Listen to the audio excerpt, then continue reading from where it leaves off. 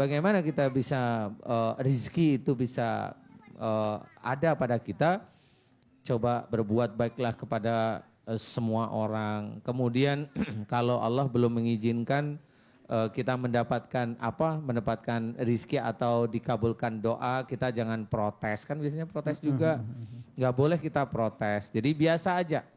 Karena itu juga cara kesabaran kita diuji oleh Allah Ta'ala. Kan begitu ya. Jadi jangan. Jadi caranya adalah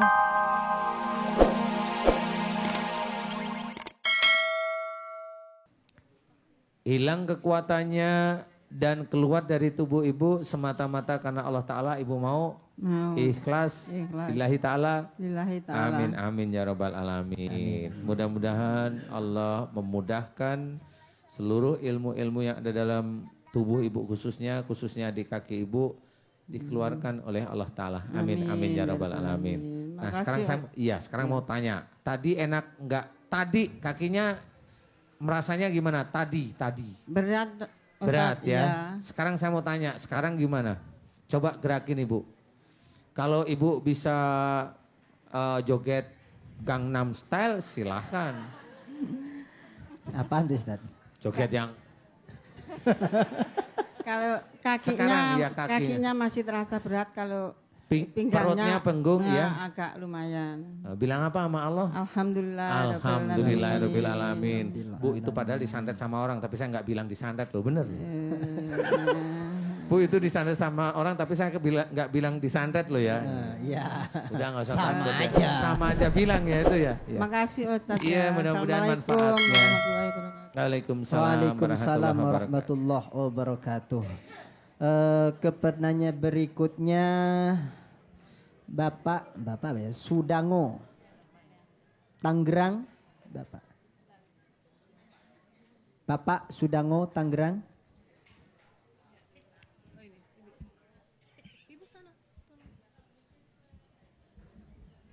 Terus, ada di belakang?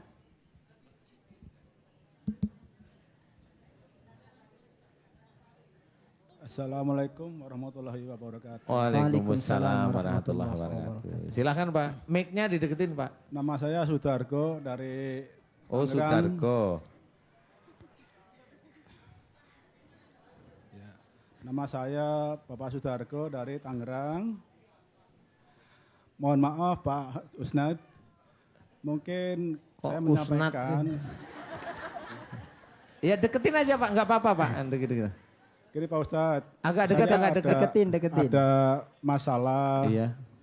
Mungkin kalau saya menyampaikan ke Pak Ustadz, mungkin bisa diterima. Sebaliknya, kalau Bapak menyampaikan saya nggak bisa terima. Ya, kalau pendengaran saya. Oh iya.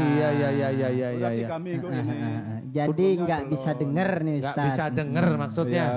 Iya. Oh iya. Maka saya bawa istri saya suruh menjelaskannya. Oh gitu. ya alhamdulillah yang dibawa Kamu istri.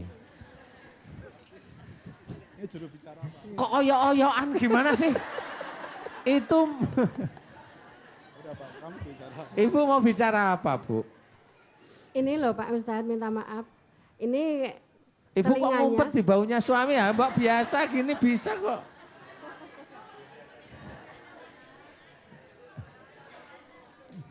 Ini telinganya yang dulu itu sebelah kiri udah hampir 2 tahun lebih lah ya Pak. Oh Terus, 2 tahun lebih nggak iya, dengar. Nggak dengar. Terus? ini yang kanan baru mau 1 bulan ini loh Pak. Terus plong jadi bolot.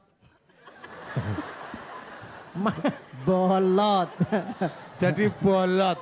Bolot alias budek. Ya. Iya.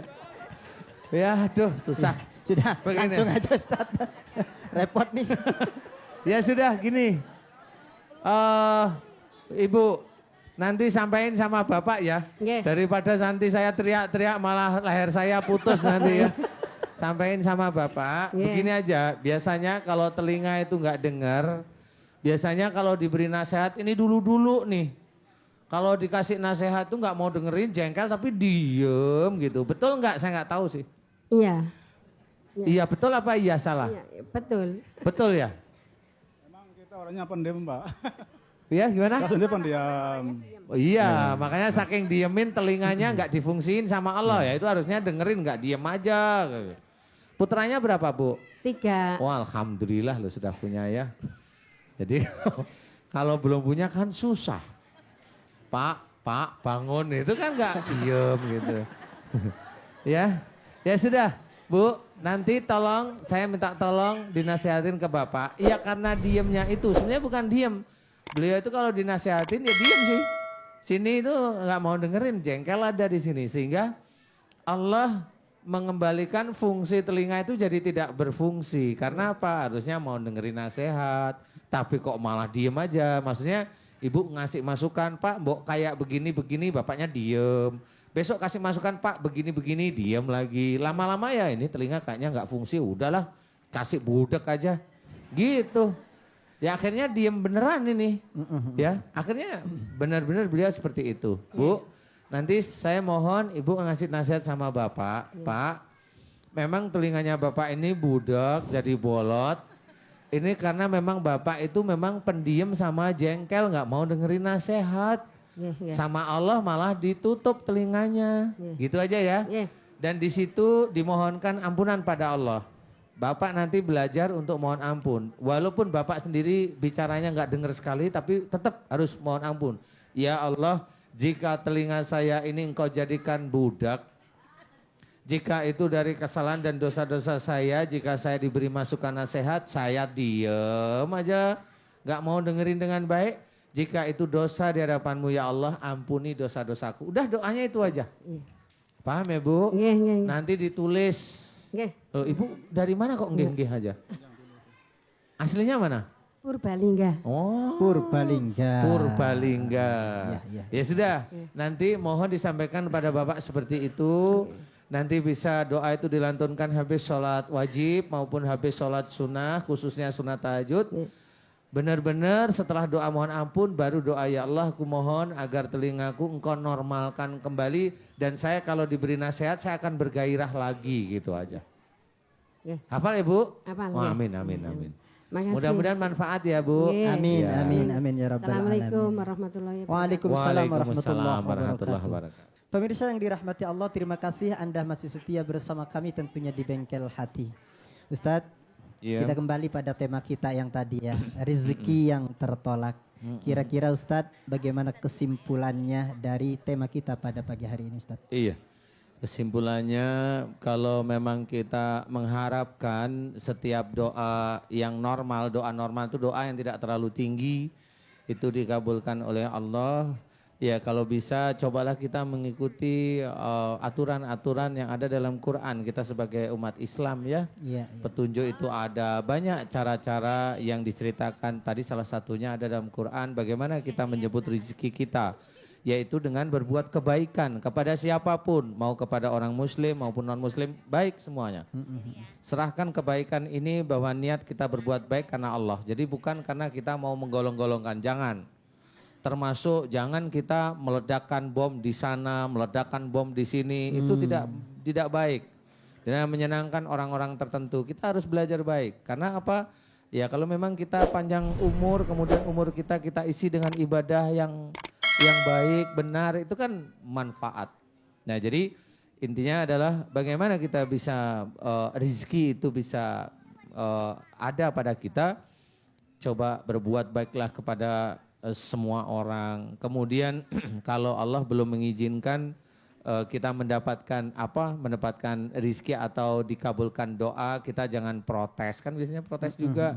Nggak boleh kita protes. Jadi biasa aja. Karena itu juga cara kesabaran kita diuji oleh Allah Ta'ala. Kan begitu ya. Jadi jangan. Jadi caranya adalah bagaimana kita senantiasa berbuat baik kepada siapapun.